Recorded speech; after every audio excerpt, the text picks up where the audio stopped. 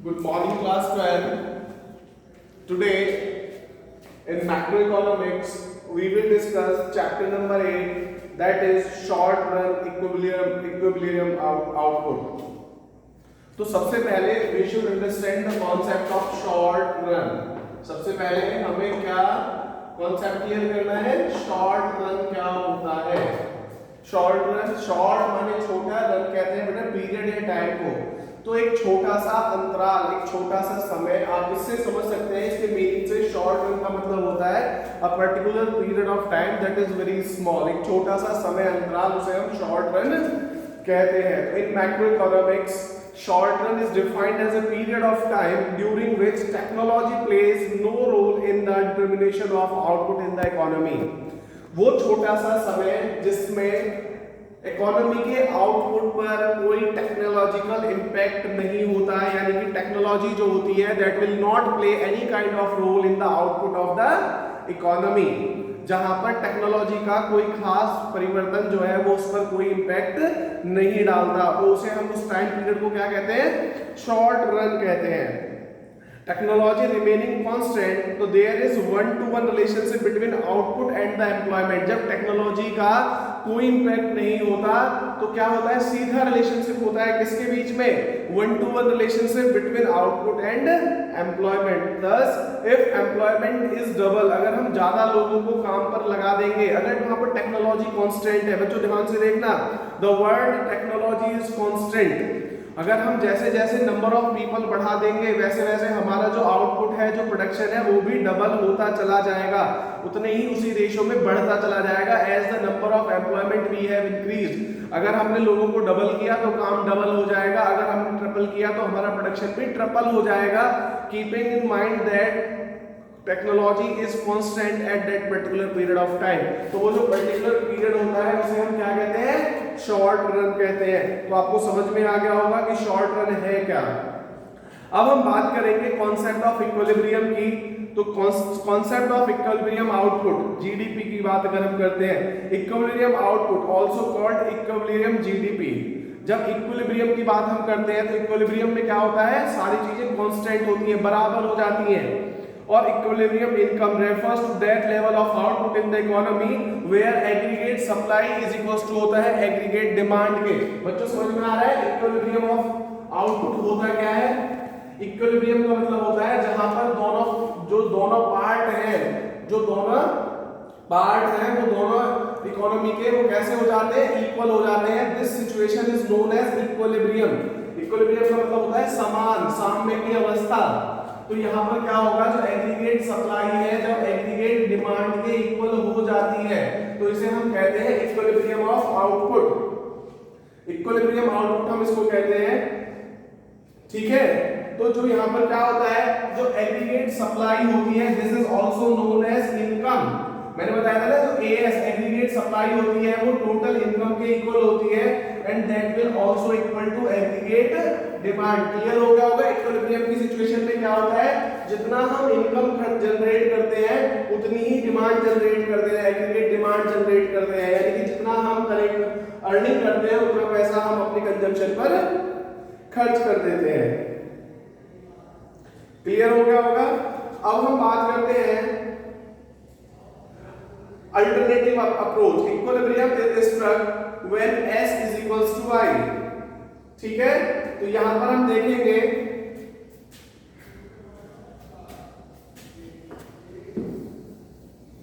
बच्चों, हमने कहा इक्विलिब्रियम की सिचुएशन में होता क्या है, y is equals to aggregate demand.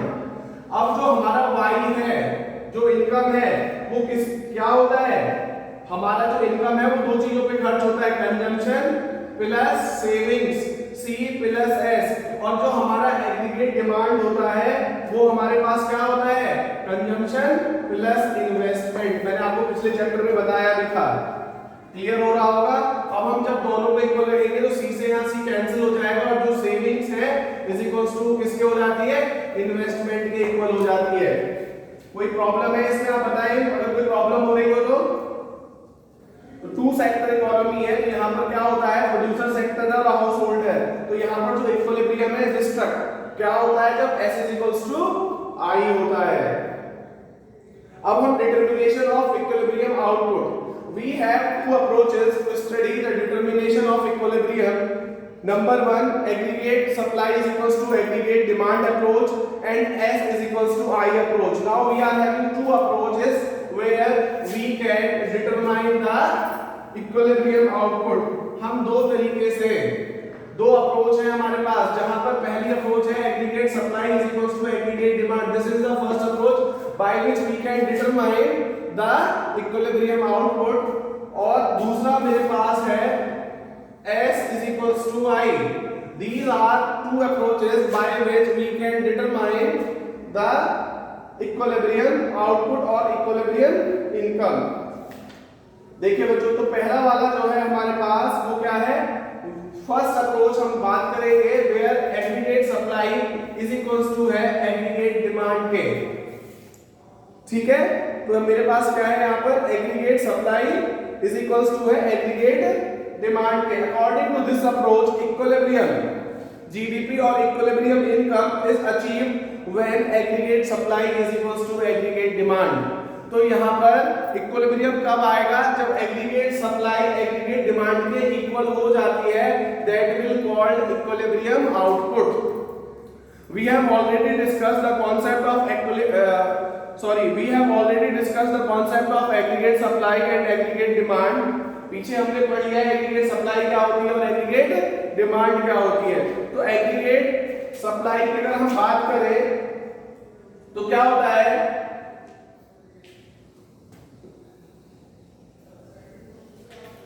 तो एग्रीगेट जो सप्लाई होती है, मैंने आपको बताया था एग्रीगेट सप्लाई जो होती है वो इनकम के इक्वल होती है. Aggregate supply is equals to the income. और ये कहां से स्टार्ट होती है, that will start from zero. Income हमेशा जीरो से स्टार्ट होती है, लेकिन मैंने आपको बताया था जो एग्रीगेट डिमांड है that will not start from, कहां से, वो कहां से स्टार्ट नहीं होता. जो एग्रीगेट डिमांड है that will start from a particular point. बताया था ना मैंने आपको, एग्रीगेट डिमांड में जब हम बात कर रहे थे, एग्रीगेट डिमांड को वैसे भी समझ सकते हैं. एग्रीगेट डिमांड जो होता है वो किसके बराबर होता है, C प्लस I के इक्वल होता है. और जो C होता है, जो कंजम्पशन होता है, वो हमेशा एक पर्टिकुलर वैल्यू उसकी हमेशा एग्जिस्ट करती है, वेदर यू अर्न और नॉट, आप कमाए या ना कमाए, तो वो जो वैल्यू होगी that will never become zero. आपका जो इन्वेस्टमेंट है यानी I जो है ये जीरो हो सकता है, वेदर यू इन्वेस्ट और not that depends upon your income, but you are supposed to consume something for your survival. जिंदा रहने के लिए क्या जरूरी है, कंजम्पशन जरूरी है. आप अर्न करें या ना करें, आप चाहे भीख मांग के लाएं या उधार मांग के लाएं, बोरिंग बढ़ाएं या कुछ भी करें, या अपने असेट्स को सेल आउट करें, लेकिन आपको अपना सर्वाइवल के लिए बेसिक नीड्स को फुलफिल करना होगा. खाना आप खाएंगे, कपड़े आप पहनेंगे, तो these are the basic needs that basically required for the survival of human beings. तो इसका मतलब क्या है, जो इन्वेस्टमेंट है वो जीरो से स्टार्ट होता है. आप इन्वेस्टमेंट कर भी सकते हैं और नहीं भी कर सकते, that will depends upon your financial income, लेकिन आपको कंजम्पशन तो करना ही करना पड़ेगा. तो आप लोग यहाँ पर देख सकते हैं, अगर मैं आई फंक्शन की बात करूं तो आई मेरा कैसे हो सकता है, तो यहां से मेरा जो कंजम्पशन होगा वो कैसे होगा, यहां से इस तरीके से होगा. ये क्लियर हो गया आपको. तो मेरा अब आई फंक्शन जो होगा मेरा वो क्या होगा, इस तरीके से. तो ये मेरे पास y हो गया, ये c हो गया और ये i हो गया. तो अब एक ही, तो पहले हम बात कर रहे थे एग्रीगेट सप्लाई के बारे में.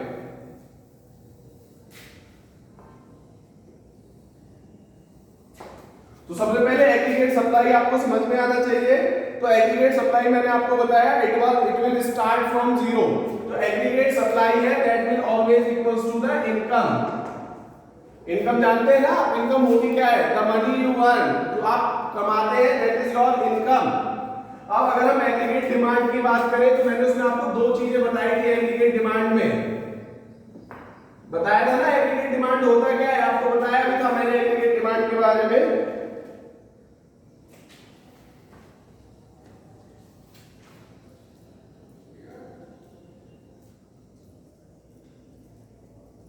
तो बच्चों मैं सबसे पहले ये वाली जो लाइन ड्रॉ कर रहा हूं दैट इज एग्रीगेट सप्लाई और दैट इज इनकम।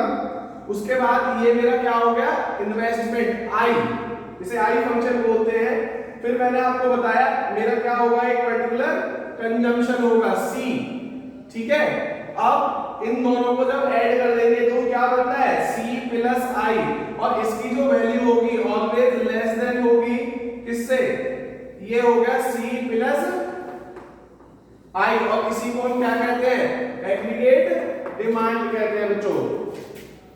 तो अब यहां से दिखाई दे रहा है ये हमारा एग्रीगेट सप्लाई हो गया और ये हमारा एग्रीगेट डिमांड हो गया। तो ये हमारी क्या होती है, इक्विलिब्रियम की सिचुएशन होती है, जहां पर हमारा जब हम इसको आगे बढ़ाएंगे तो एक पर्टिकुलर पॉइंट ऐसा आएगा जिसमें ये जो सिचुएशन है, ये दोनों जो वैल्यूज हैं ये बराबर हो जाएंगी, और इस वाली सिचुएशन को हम क्या कहते हैं, जहां पर aggregate demand is always equals to aggregate supply, जहां पर दोनों चीजें हमारी बराबर हो जाती है, एग्रीगेट डिमांड और एग्रीगेट सप्लाई, उसे हम कहते हैं इक्विलिब्रियम पोजीशन। ठीक है, इसमें आपको कुछ न्यूमेरिकल्स आपको दे रखे हैं, आप इनको सॉल्व कर सकते हैं। ये इसका ग्राफिक रिप्रेजेंटेशन हो गया। इसमें क्वेश्चन दे रखा है आपको, find equilibrium y when c is equals to 100 plus 0.5y and I is equals to 1000। ठीक है, एक क्वेश्चन है, इसको हम करते हैं, आपको और समझ में आ जाएगा इससे। एक हम क्वेश्चन लेते हैं, फाइंड इक्विलिब्रियम, हमें क्या निकालना है, इक्विलिब्रियम y निकालना है when c is equals to 100 plus 0.5y and I is equals to 1000। हमें इक्विलिब्रियम y में निकालना है। देखो इक्विलिब्रियम की सिचुएशन में क्या होता है, as is equals to AD होता है, और a क्या, AD किसके, as किसके बराबर होता है, y के। तो यानी कि जो y है इक्विलिब्रियम की सिचुएशन में that will equals to aggregate demand. अब y क्या होता है मेरे पास, c प्लस i के बराबर होता है, तो मैं यहां से अगर ये वैल्यू निकालूं तो y इज इक्वल्स टू क्या हो जाएगा, c की वैल्यू क्या है 100 प्लस 0.5y प्लस i की वैल्यू है मेरे पास 1000। इसको सॉल्व कर लेंगे, y minus 0.5y is equals to 100 plus 1000 कितना हो जाएगा 1100। तो ये 0.5y is equals to 1100 and y is equals to हो जाएगा 1100 अपॉन 0.5। जब इसको सॉल्व करेंगे तो मेरे पास जो y की वैल्यू आएगी वो आ जाएगी 2200। तो यहाँ पर आपको दिखाई दे रहा होगा कि जो इक्विलिब्रियम पर जो y यानी कि जो इनकम होगी that will be equals to 2200। बच्चों समझ में आ गया, सिंपल न्यूमेरिकल है, इजीली आप इसको कैलकुलेट कर सकते हैं। ठीक है, अब मैं इसमें दो कंडीशंस हैं, देखो बच्चों दो कंडीशंस हैं।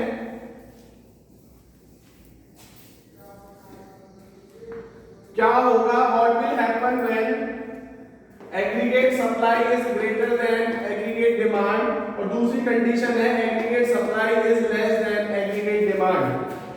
देखो क्या होगा, when aggregate supply is more than aggregate demand, supply of goods and services in the economy tends to exceed their demand. तो क्या होगा, इस सिचुएशन में जो सप्लाई है गुड्स और सर्विसेज की इकोनॉमी में डिमांड से ज्यादा हो जाएगी, as a result some of the goods would remain unsold. उससे क्या होगा, हमारा इन्वेंटरी जनरेट होनी शुरू हो जाएगी, क्योंकि बहुत सारे प्रोडक्ट्स ऐसे होंगे जो अनसोल्ड रह जाएंगे। To clear unwanted stock the producer would plan a cut in production. इससे क्या होगा, प्रोड्यूसर को अपना जो प्रोडक्शन है उसमें प्लानिंग करनी होगी, उसको कट करना पड़ेगा, कम करना पड़ेगा। Consequently, AS would reduce to become equal to AD। इससे क्या होगा, इससे क्या होगा, एग्रीगेट जो सप्लाई है would reduce to become equals to AD, और वो एग्रीगेट डिमांड के बराबर हो जाएगी। This is how AS adjusts itself to AD, जिससे एग्रीगेट सप्लाई जो है वो एग्रीगेट डिमांड के बराबर होकर अपने आप को एडजस्ट कर लेती है। तो पहली वाली कंडीशन समझ में आ गई। कि जब हमारे पास एग्रीगेट जो सप्लाई है वो ज्यादा है एग्रीगेट डिमांड से, तो इसमें क्या होता है, बहुत सारे प्रोडक्ट अनसोल्ड रह जाते हैं, जिससे जो प्रोडक्शन है उसको क्या करना होगा, कम करना होगा, जिससे जो एग्रीगेट सप्लाई है वो एग्रीगेट डिमांड के इक्वल हो जाए। क्योंकि यहाँ पर क्या है, डिमांड कम है और सप्लाई ज्यादा है, तो एग्रीगेट सप्लाई को हमें कम करना होगा। वो सप्लाई कैसे कम हो सकती है, बाय लोअरिंग योर प्रोडक्शन। जब प्रोडक्शन कम हो जाएगा तो सप्लाई कम हो जाएगी, और सप्लाई किसके बराबर हो जाएगी, एडी के, जिससे वहां पर इक्विलिब्रियम जनरेट हो जाएगा। दूसरी कंडीशन है कि aggregate supply is less than aggregate demand. तो when AS is less than AD, जब हमारे पास सप्लाई एग्रीगेट सप्लाई कम है और डिमांड ज्यादा है, supply of goods and services in the economy tends to be less than their demand, the existing stock of the producer would be sold out. तो यानी कि जो एग्जिस्टिंग स्टॉक है, जो उनकी इन्वेंटरीज है वो खत्म हो जाएंगी, and the producer would suffers the loss of unfilled demand. इससे जो है प्रोड्यूसर को नुकसान होगा, क्योंकि वो डिमांड को फुलफिल नहीं कर पाएगा। To rebuild the desired stock and avoid the loss of unfilled demand, इसमें क्या करना होगा, प्रोड्यूसर को जो प्रोडक्शन है वो बढ़ाना पड़ेगा। ठीक है, AS would increase to become equals to AD, और इसमें क्या होगा, जो एग्रीगेट सप्लाई है वो बढ़कर किसके बराबर हो जाएगी, एग्रीगेट डिमांड के इक्वल हो जाएगी, और इस तरीके से जो इक्विलिब्रियम है उसको रिस्टोर किया जा सकता है। तो बच्चों दोनों कॉन्सेप्ट समझ में आ गए आपको। यहाँ पर हमें क्या करना होगा, एग्रीगेट सप्लाई को कम करना पड़ेगा, उसके लिए प्रोडक्शन कम करना पड़ेगा। इस वाली सिचुएशन में हमें क्या है, एग्रीगेट सप्लाई को इंक्रीज करना होगा, और उसके लिए हमें प्लानिंग करके अपने स्टॉक को बढ़ाने के लिए प्रोडक्शन को बढ़ाना होगा। तो these are two conditions by which we can generate equilibrium. बच्चों क्लियर हो गई होंगी दोनों चीजें, कैसे इसको सॉल्व आउट करना है। अच्छा, कोई प्रॉब्लम अगर आपको आती है तो मेरा व्हाट्सएप नंबर है 9871331793, इससे आप मेरे साथ डिस्कस कर सकते हैं। Thank you, have a nice day.